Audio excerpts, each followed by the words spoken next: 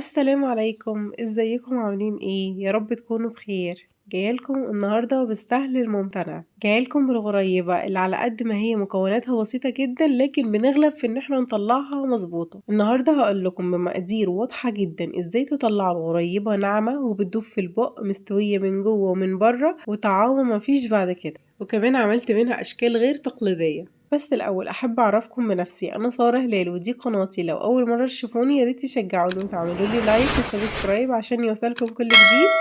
ويلا ندخل في وصفتنا على طول. الأول كده أنا هستخدم العجان، انتوا ممكن تستخدموا مضرب البيض الكهرباء عادي وتكملوا خلط بإيديكم. حطيت في المضرب بتاعي كوباية من السمنة البلدي اللي كنت حطاها في التلاجة لمدة نص ساعة علشان تكون باردة ومتماسكة.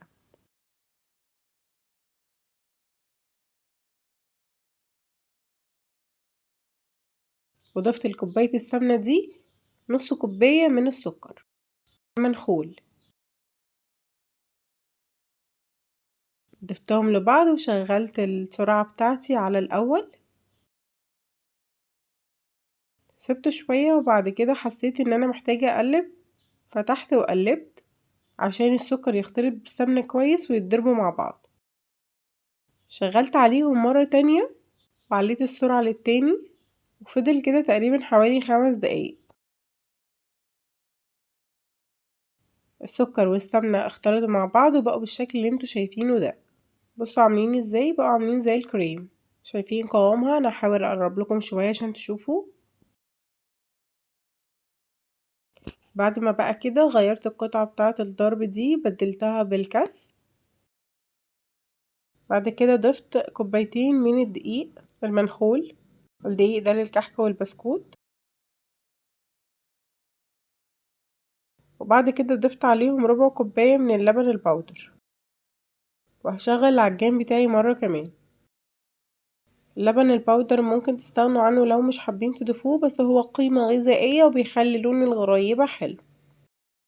هعيد ليكم المكونات مرة تانية، هي كل حاجة نص التانية. يعني انا حطيت 2 كوباية من الدقيق، عليهم كوباية واحدة من السمنة، عليهم نص كوباية من السكر البودر، عليهم ربع كوباية من اللبن البودر. في الاول كده هتحسوا المكونات لسه مش متجانسة مع بعض ومفرولة، بس بعد شوية هتلاقوها بتلم معاكم زي ما انتوا هتشوفوا دلوقتي. وفي النص كده فتحت وقلبت المكونات مع بعض.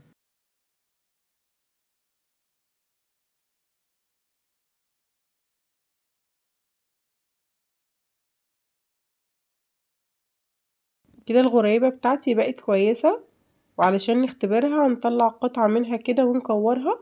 هنضغط عليها بصبعنا، مادام ما فكتش ولا شققت من الجناب يبقى هي كده تمام، ومفيش داعي ان احنا نضرب فيها بزيادة علشان السمنة اللي جواها ما تسخنش زيادة. وفي جزئية الخلط دي ممكن تستخدموا ايديكم زي ما قلتلكم، بس المرحلة الأولانية بتاعة السمنة والسكر مع بعض هتكون محتاجة المضرب.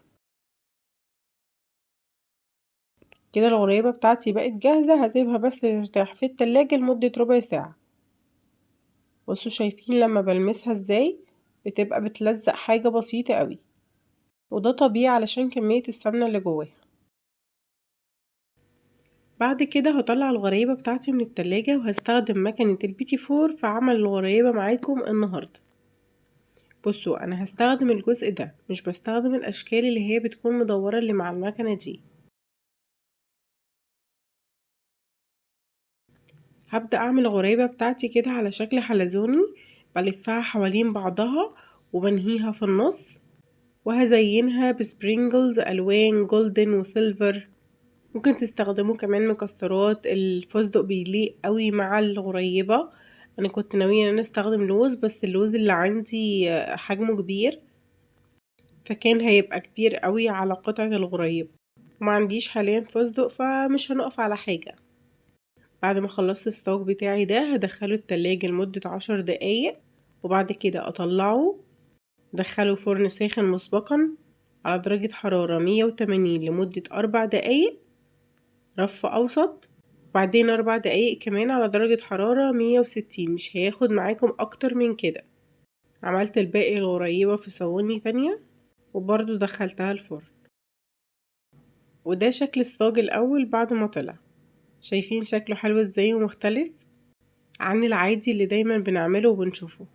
بصوا معايا كده القوام، القطعة ماسكة نفسها وفي نفس الوقت لما بتيجي تدوسي عليها بتدوب في ايدك. الغريبة ما ينفعش تبقى ناشفة، ما ينفعش تكون بتقرش تحت اسنانكم ولا بتلزق وانتوا بتاكلوها. بصوا كمان باقي الكمية كنت عملت منها ايه. عملت منها دواير مفتوحة كده من النص، وقفلت طرفها وزينته بسبرينجلز برضو بس اشكال قلوب الوان مختلفة. كان شكلها حلو اوي ومبهج، عجبت بنوتي اوي وجذابة كمان للكبار، اصل العين بتاكل قبل البق. جربوها، متأكدة ان هي هتعجبكم، وتعالوا قولولي رأيكم في كومنت. وما تنسوش لو عجبتكم الوصفة تعملولي لايك. اشوفكم في وصفة جديدة. باي باي.